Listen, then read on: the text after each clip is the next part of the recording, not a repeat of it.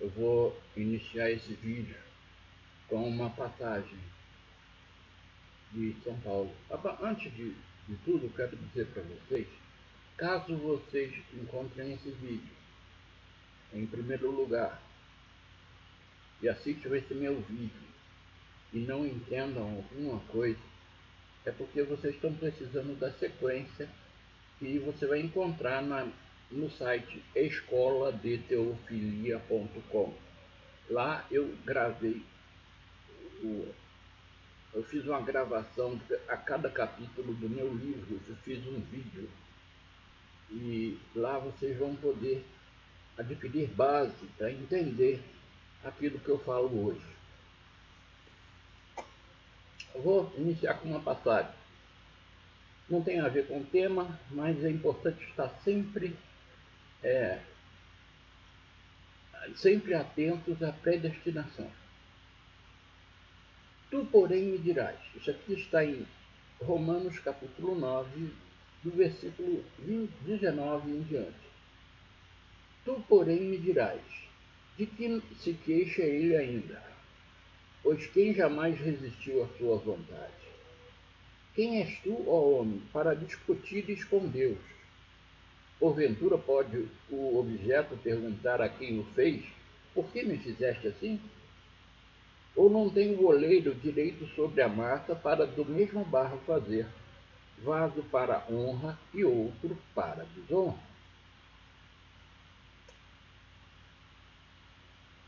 Que diremos, pois, se Deus, querendo mostrar a sua ira e dar a conhecer o seu poder, suportou com muita longanimidade os vasos de ira, preparados para a perdição? Então, quem vai experimentar a ressurreição já está definido desde a fundação do mundo. O nome dos escolhidos e dos predestinados estão no livro da vida. Do livro da vida ninguém apaga o seu nome. Bom, então vamos lá. Que diremos, pois, se Deus, querendo mostrar a sua ira e dar a conhecer o seu poder, suportou com muita longanimidade os vasos de ira, preparados para a perdição, a fim de que também desse a conhecer as riquezas da sua glória em vasos de misericórdia, que para a glória preparou de antemão, os quais somos nós, a quem também chamou, não só dentre os judeus, mas também dentre os gentios. Gentios, para quem não sabe, é aquele que não é judeu. Todas as pessoas do mundo que não forem judeus, na Bíblia é referido como gentios. Então, essa passagem faz a gente lembrar da predestinação. Bom, mas a temática que eu estou levando é a do povo escolhido. Então, nós vamos continuar com o assunto, o povo escolhido. Nós começamos lá em Adão, sempre lembrando que nossos espíritos foram criados no 6º dia da criação, no capítulo 1 de Gênesis, e no capítulo 2 ocorre a fundação do mundo com a criação de Adão. Adão foi retirado de sua costela, ele foi feito Eva. Então, de um só casal, iria-se popular a terra. Tiveram Caim e Abel. Caim matou Abel e foi exilado. Foi colocado num lugar distante da população que seguiria com a graça do Senhor, que seriam os descendentes de Adão através de Sete. Sete foi o terceiro filho de Abraão. Bom, mas todos os personagens da Bíblia, como eu disse, não só os que estão mencionados, mas eles também tiveram filhos e filhas, mais filhos e filhas que não estão na linhagem, por isso não estão na Bíblia. Mas nós vamos seguindo a linhagem até chegar em Jesus Cristo, até chegar no nascimento de Jesus Cristo. Então, Adão teve a Sete, e daí nós vamos seguindo. Houveram várias gerações até chegar a Noé. Noé teve 100 anos de Jafé. Houve o dilúvio. Foi extirpada da face da terra todas as pessoas e ficaram somente Noé, sua esposa e seus 3 filhos com suas esposas. E daí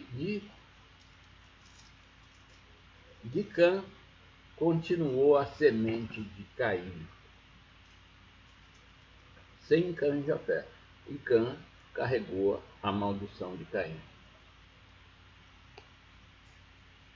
Então nós vamos prosseguir.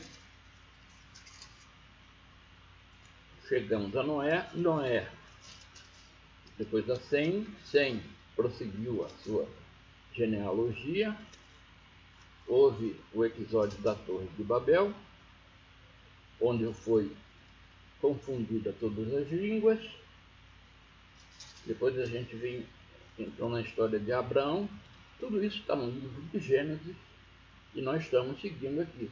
Melquisedeque se manifesta. Melquisedeque, eu estive fazendo uma pesquisa, ele é, por historiadores, considerado o El Elyon.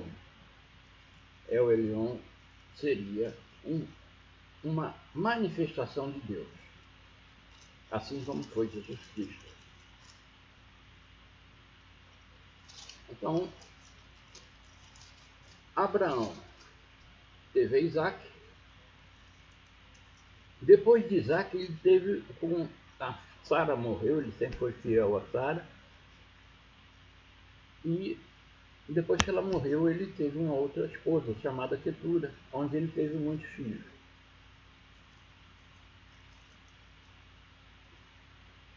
E aí segue. A descendência de Abraão é numerosa. Só que o povo escolhido vai começar no filho de Isaac chamado Jacó. Esaú era o primogênito, mas acabou perdendo a primogenitura e Jacó passou a ser o patriarca. E ele teve 12 filhos. Os 12 filhos de Jacó. Daí inicia a história do retiro no Egito. Para vocês terem uma ideia, a da predestinação, os irmãos de José, por inveja dele, venderam. José era um dos filhos de Jacó. Venderam ele como escravo. Ele foi parar no Egito. Mas devido à sapiência dele, aquilo que o Espírito de Jesus Cristo colocou em seu íntimo, levou ele a ser um sábio. Interpretou um sonho de Faraó e, pela interpretação do sonho, ele foi colocado como o principal governante do Egito. Na descendência, José, depois do povo escolhido, da gente começar a falar da história de Israel, eu falei para vocês já em outros vídeos da fuga de Jacó e Labão. Ele trabalhou para Labão durante 7 anos por Raquel, e o Labão enganou ele acabou tendo que ficar com as 2 filhas. Jacó volta para Canaã e se reconcilia com Esaú. Existe aqui a história também, que eu não vou dar muita relevância aqui, porque eu quero dar uma sequência temporal. Existe uma filha mulher, a única que foi citada na Bíblia, de Jacó, que seria Diná. E ela foi estuprada, e os 2 filhos mais velhos, Rubem e Simeão, mataram todo o povo daquelas pessoas que humilharam a sua irmã. Então, daqui começa o povo escolhido, o povo de Israel. Aqui, vocês observam que durante toda a genealogia que foi falada, se teve muitos, todos os patriarcas tiveram muitos filhos e filhas, povoaram essa terra. Mas o povo escolhido acabou sendo os descendentes de Jacó. Para vocês terem uma ideia, era a única religião monoteísta. Foi a primeira, na época era a única religião monoteísta sobre a terra. Os outros povos todos cultuavam a vários deuses. Mas a relação de Deus direta foi com os escolhidos, filhos de Israel, Jacó. E até hoje, iniciou-se aí um separatismo, uma coisa muito interessante. Toda a descendência de Israel, ou Jacó, passou a ser um povo especial. É um povo, tanto é que até os dias de hoje tem uma regra. Ninguém pode se tornar. Eu, por exemplo, se eu quisesse me tornar judeu, eu não posso. Eu posso me converter à religião judaica. As pessoas podem se converter à religião judaica, observar seus preceitos e viver por eles. E ser companheiro deles, e viver no meio do povo deles. E não ser considerado gentio, mas também não é considerado judeu. É considerado um estrangeiro. Então você passa a ser um estrangeiro ao se converter ao judaísmo. Judeu tem sempre que ser alguém que tenha sido filho de uma mulher judia.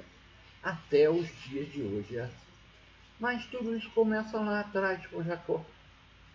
Então houve, eu já falei em outros vídeos, então não vamos perder muito tempo nisso, mas José foi para o Egito, passou a ser o governante do Egito e previu 7 anos de fome na terra.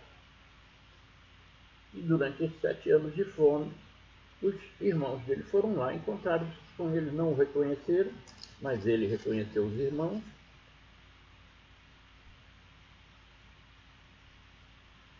E prossegue aí a história dele. No final das contas, José, como muito influente no Egito e amigo do faraó da época, foi e acolheu toda a tribo de Jacó, toda a descendência de Jacó, entre escravos e filhos e filhas. Eles eram 70 pessoas somente quando foram para o Egito. Essas 70 pessoas, nos 430 anos que ficaram no Egito, se tornaram 1 milhão, mais de 1 milhão, não sei agora exatamente o valor, mas entre 1 e 2 milhões de pessoas. E os faraós, vendo que os hebreus se multiplicavam, detalhe, estou falando hebreus, porque judeu, a gente só vai chamar eles de judeus depois do exílio de Babilônia, a gente vai chegar lá. Então, eu acredito, eu falo no meu livro a respeito da transmissão oral. Como é que até os dias de hoje pode ser escrito em um livro como o mundo foi formado? Existe a tradição oral. A tradição oral é passar de boca em boca, de pai para filho.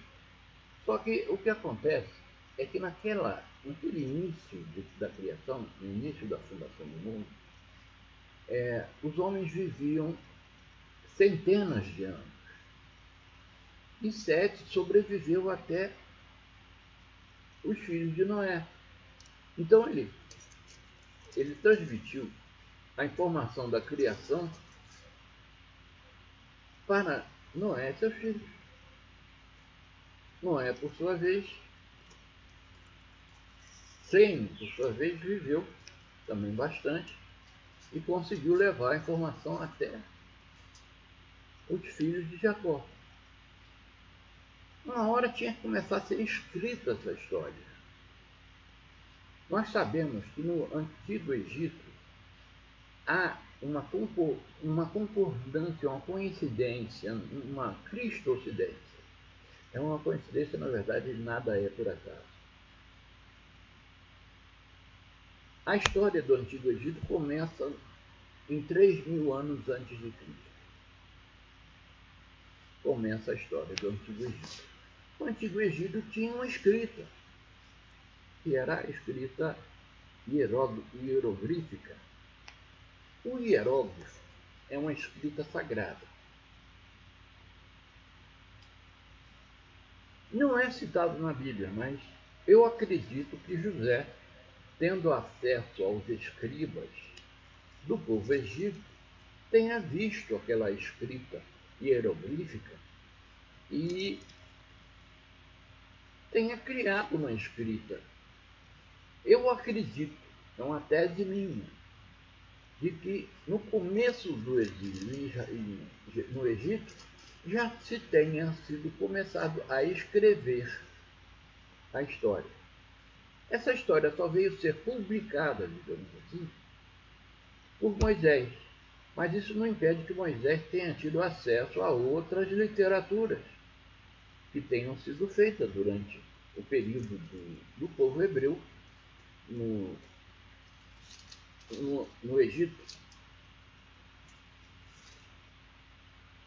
Então acontece, Moisés passou a ser hoje em dia considerado o primeiro homem que escreveu, o primeiro escriba. É considerado hoje pela história que consta na Bíblia. Mas de onde surgiu essa escrita? Qual a origem dela? Essa escrita surgiu provavelmente durante a permanência deles no Egito. José, quando começou tudo, a história do Egito começa com José. José tinha acesso aos escribas e ele pode ter desenvolvido a sua escrita. Porque é uma dificuldade muito grande as pessoas entenderem por que em Gênesis se conta toda uma história da formação do mundo e só tenha a contabilização que eu fiz. O ano da criação de Adão foi o ano 4.660 antes de Cristo. Antes de Cristo. E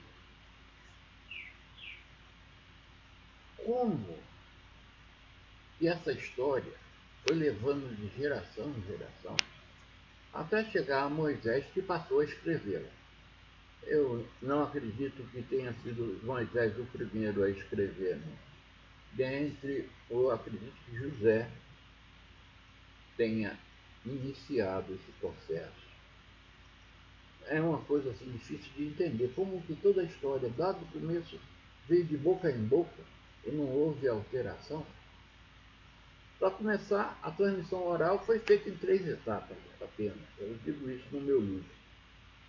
Certo? Primeiro o filho Sete de Adão, lógico, do pai dele, ele sabia de toda a história.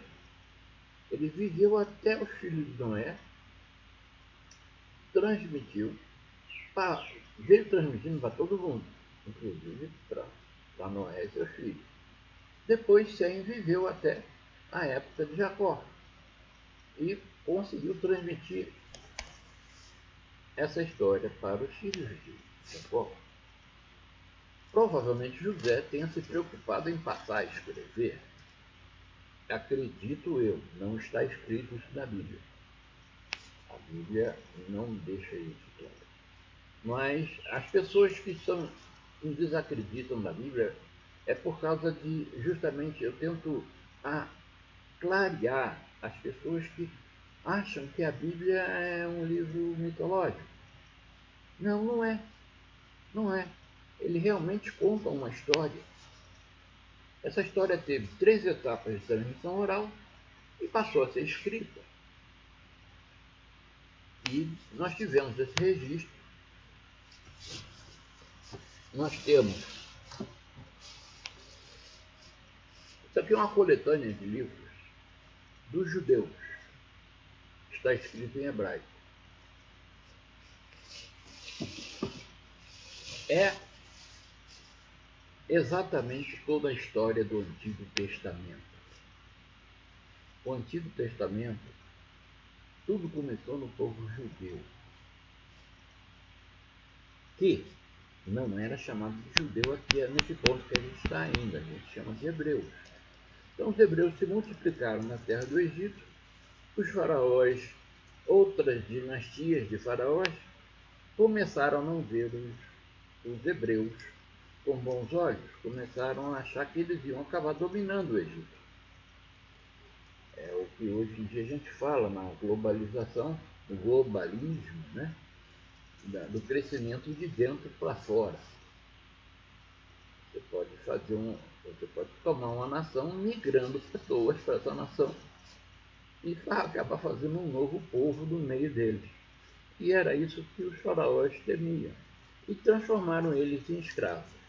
E houve um período que eles, para que não houvesse muita multiplicação, eles mandaram matar fizeram um acordo com as parteiras, que era do próprio povo hebreu, para que matassem os filhos homens que nascessem. Todo filho homem teria que ser morto. As parteiras não cumpriram esse ordenamento deles. E daí eles botaram os soldados para ir matar as crianças do sexo masculino, para limitar essa multiplicação, estava extraordinária. Então, daí Moisés era uma criança que tinha nascido recentemente, foi escondida. E a mãe dele, para evitar que ele fosse executado, colocou ele num cestinho de vinho. Hoje, até os dias de hoje, se chama aquela bolsinha onde você carrega o bebê, chama-se de Moisés. É justamente por isso. Foi feita uma cestinha de vinho, parecendo uma minúscula embarcação, e o bebezinho foi colocado ali, e a mãe ficou prestando atenção aonde a correnteza do rio ia levar o neném. O neném foi parar. Isso aí já foi... É uma coisa que a gente acredita que já foi pensado pela mãe dele, porque ela não ia deixar ele deixar de ser morto para matar ele afogado. Né?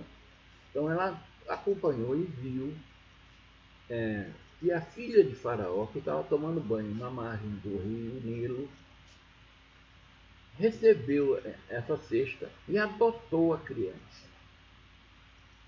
Então Moisés foi adotado pela filha de Faraó.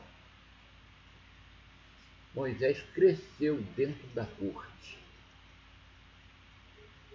Como José tinha acesso a muitos segredos egípcios, inclusive sua escrita, Moisés também passou a ser. Ele cresceu na corte. Quando ele atingiu a maioridade, ele resolveu se juntar a seu povo, porque já havia um desígnio do Espírito de Jesus Cristo de transformá-lo no libertador do povo de Israel, e foi recebido como hóspede e se transformou em escravo do povo egípcio. Então, como eu digo no meu vídeo, não dá para transmitir detalhes mais importantes. Eu recomendo a vocês que leiam o livro de Gênesis.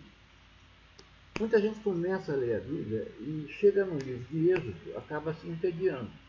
A Bíblia não foi feita para você ler ela na sequência. O livro de Êxodo é um livro bem inteligível, fácil de se entender. Já o livro de Êxodo tem muita simbologia na construção do tabernáculo e você começa a achar a escrita monótona. Então, nessa hora que o irmão deve pular, ir lá para o Novo Testamento e ler o Evangelho de João. para pegar uma linguagem profunda e bem clara. E depois voltar aqui para os livros dos profetas. E uma das coisas que mais garantem a inspiração da Bíblia, a Bíblia foi inspirada, o que garante é justamente as profecias. O próprio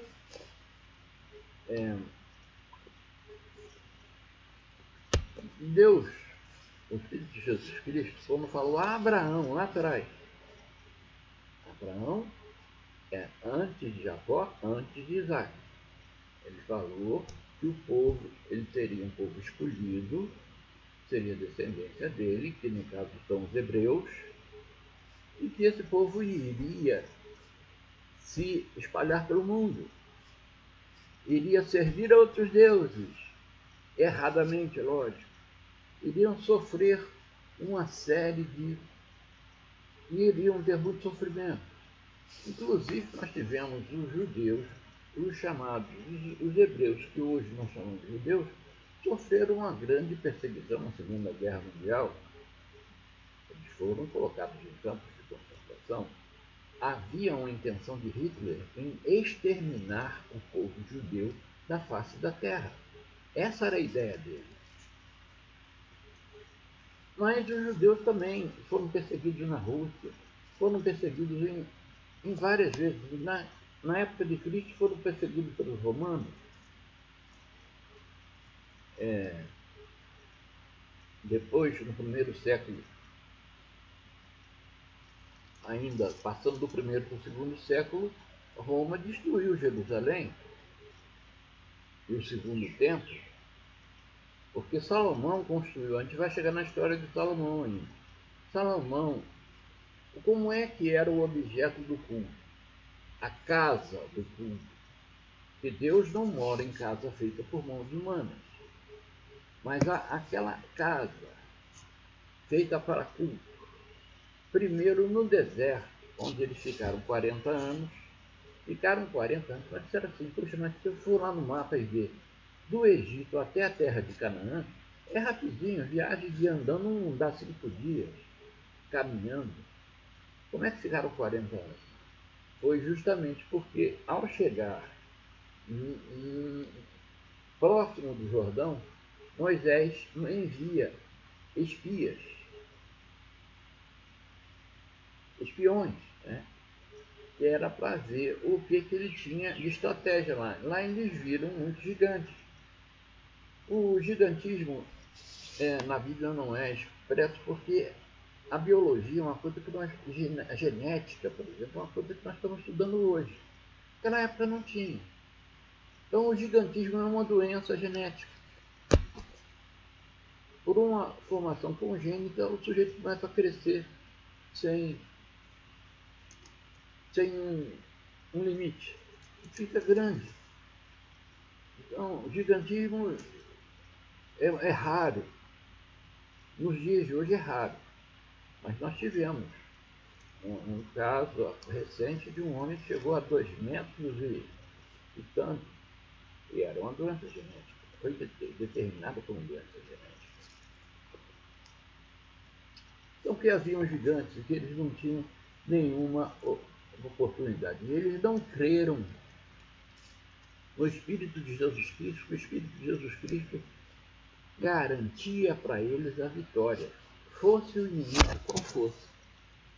Mas eles voltaram e desanimaram o povo, dizendo que era muito difícil. Mas dois caras,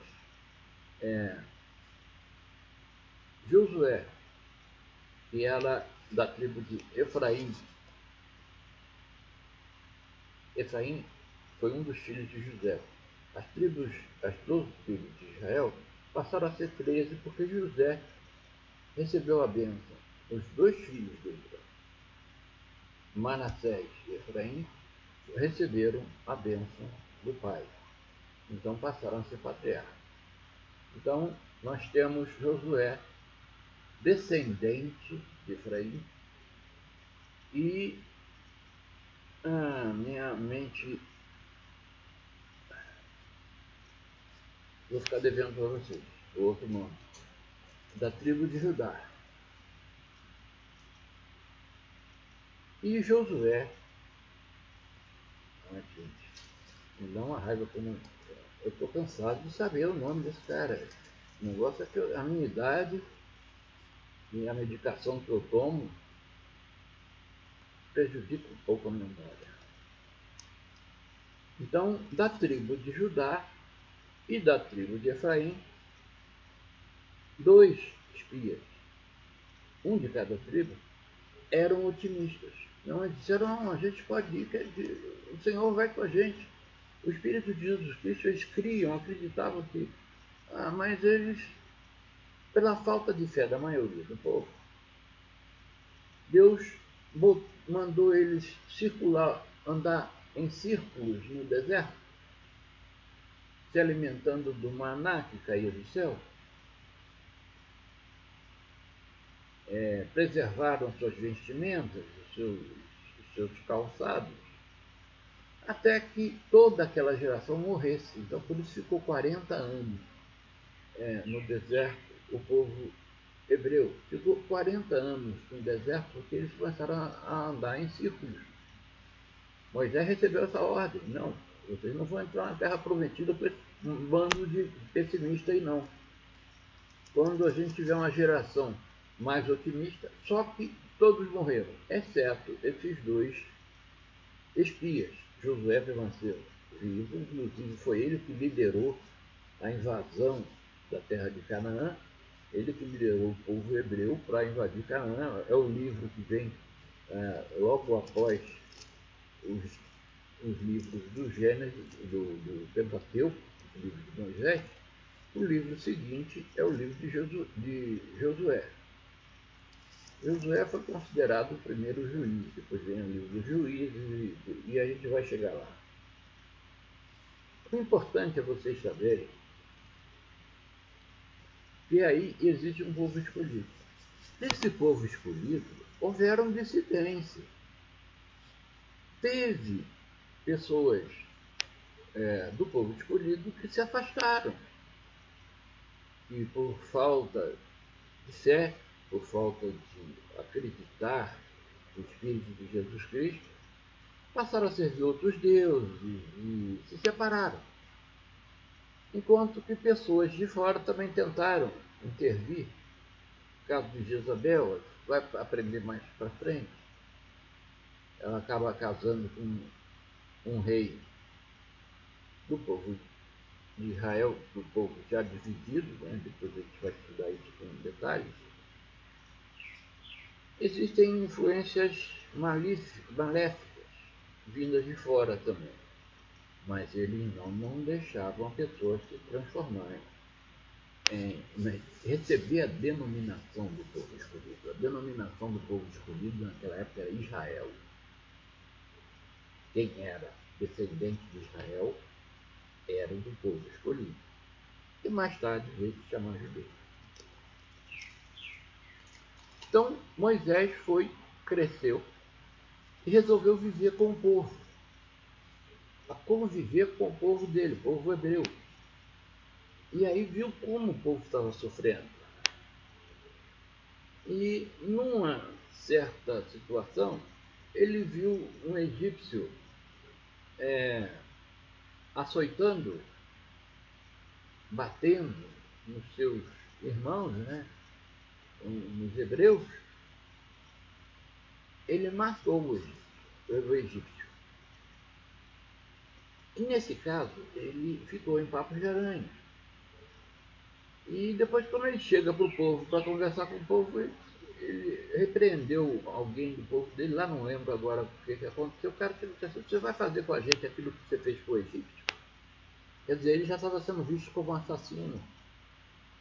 E ele sabia, existia uma pulsão naquele homem de que ele iria fazer alguma coisa por aquele povo. Mas ele não sabia ainda. O que ele faz? Ele foge para o deserto. Ele foge para o deserto do Sinai. No deserto do Sinai ele encontra a que foi esposa dele, não vem agora o nome. A esposa dele era uma filha, era filha de um homem descendente de Ismael, que também era descendência de Abraão. E houve até um problema sério, porque Moisés queria circuncidar o filho e a esposa não queria. Isso gerou um problema sério para eles, até que a esposa se convence e ela mesma vai e tira o prepúcio dos seus filhos. E aí nós prosseguimos. Dessas tribos, o que vai acontecer? Acontecem as 10 pragas do Egito. E é uma coisa importante dizer.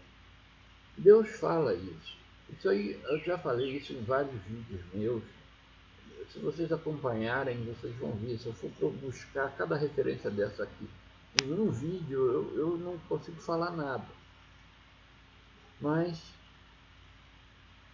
o Espírito de Jesus Cristo, se quisesse libertar o povo, num estalar de dedos, ele fazia. Mas não. Ele colocou a Faraó. Faraó era do mal, era descendente de um povo amaldiçoado, que era a descendência de Cão, ou Cã, e não acabou com eles de vez, não, ficou produzindo as pragas para mostrar o seu poder. Mostrar o seu poder para Faraó? Não. Faraó e aquela turminha dele era destinado para a ira. Eles não tinham nada a perder. Mas para que o seu povo visse como ele era poderoso, como ele tinha poder para lançar aquelas 10 pragas que foram terríveis. Bom, vamos aqui fazer um resumo das pragas. Bom, Deus promete livrar os israelitas, genealogia de Moisés. Primeira praga.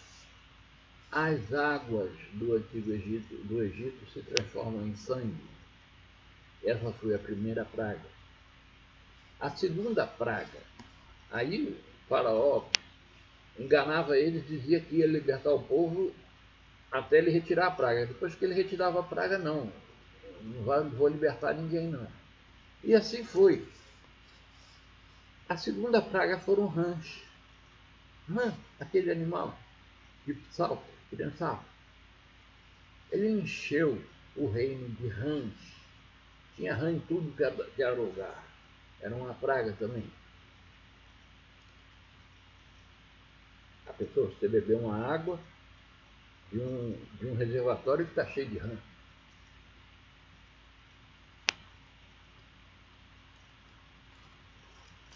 Essas aí são as mais suaves. Depois veio a terceira praga, os piolhos.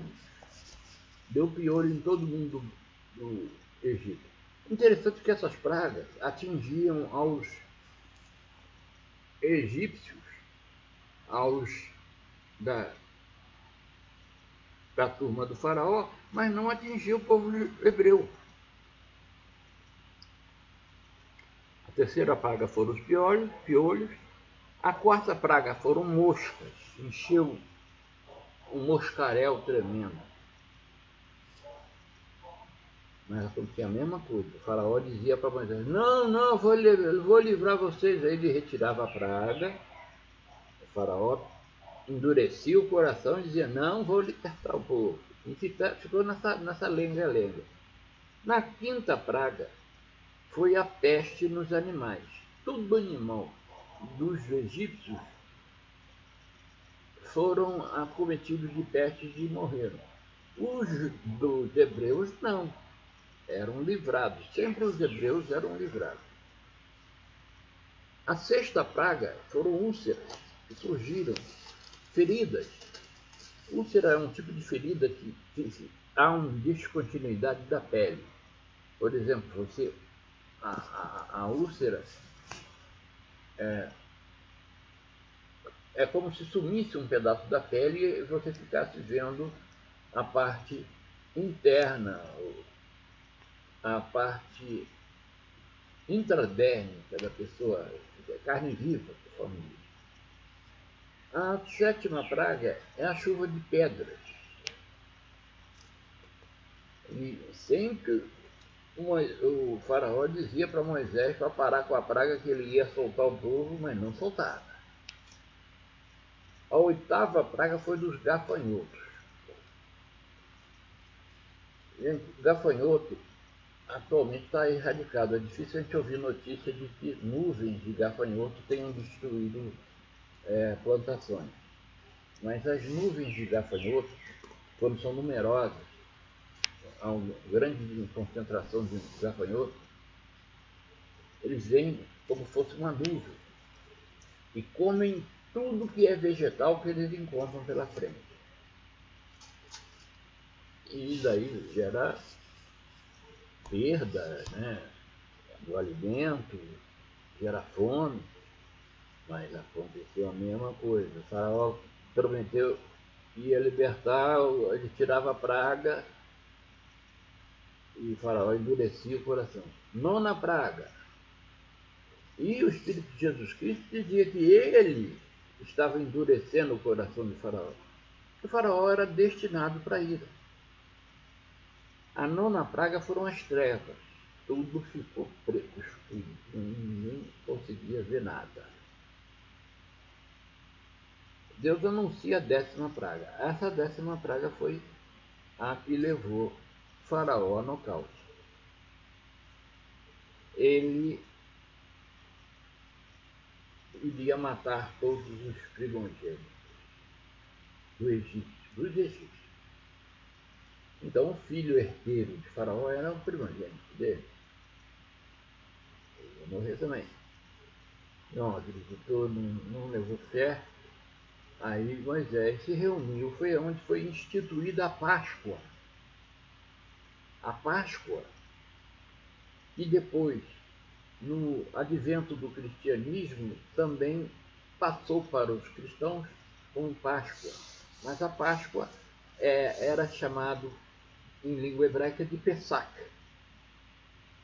Pesach era uma cerimônia que foi realizada no dia da libertação do Egito e depois, todos os anos, era lembrado dessa Páscoa e era sacrificado novilho. Existia uma série de rituais que são feitos na Páscoa. Então, o que acontece? Morre todos os primogênitos do Egito e dos hebreus sempre protegidos. As pragas eram só para os egípcios. A minha Bíblia pegou uma goteira uma vez, derrubou palha.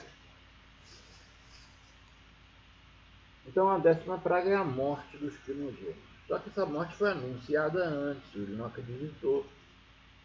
E aí o faraó disse, pode ir. Ele afrouxou. Vai embora. Eu não quero nem ver esses caras na minha frente. Vai.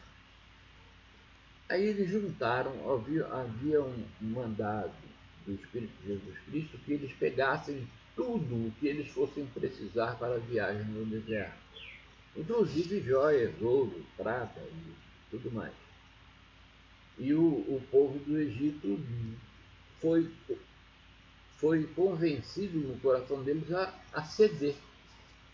E eles cederam doações para o povo hebreu. O povo hebreu saiu caminhando. Eles foram a pé. E a direção deles até Canaã tinha no meio do caminho o Mar Vermelho. O faraó, assim como das outras vezes, ele se arrependeu de ter libertado o povo judeu e passou a persegui-los. Saiu com a cavalaria deles, os carros de cavalos, para alcançarem o povo hebreu e destruir eles, ou trazer prisioneiro para continuar sendo escravos, sei lá o quê. Foi quando Moisés abre o Mar Vermelho. Quando o Espírito de Jesus Cristo, ele é quem abre, né? mas através de um gesto de Moisés. É aberto o Mar Vermelho, o povo passa, e o Mar Vermelho, depois que o povo judeu terminou de passar, e o exército de Faraó estava todo dentro do corredor de águas, as águas se fecharam e matou os egípcios afogados. Bom, são 45 minutos já de vídeo, eu vou parar por aqui e a gente vai prosseguir. Então, como eu estou fazendo, eu estou procurando fazer narrativas para vocês ao longo do tempo, desde a fundação do mundo. Houve a criação do mundo, capítulo 1 de Gênesis, a fundação do mundo no capítulo 2, e aí nós estamos seguindo conforme o tempo. As coisas estão se desenrolando numa progressão do tempo. Então, na próxima aula a gente vai terminar essa parte dos hebreus no deserto, ou vamos adentrar ela, porque esse assunto a gente começa, não sabe aonde vai terminar, onde vai parar. Porque realmente mais de 45 minutos de vídeo torna-se enfadonho, cansativo e é contraproducente. Então, nós vamos encerrar por hoje. Salvações, amados teófilos. E esse vídeo vai estar no site. Eu tenho 2 sites. escoladeteofilia.com, onde está todo o meu livro gravado em vídeo. Eu leio capítulo por capítulo no vídeo. Mas depois eu criei um novo site, que é www.bibliadecifrada.com.br. É onde esse vídeo vai estar. Ok? Então, para quem estiver me assistindo à noite, boa noite, são 21 horas e 54 minutos do dia 5 de 10 de 2019. Saudações.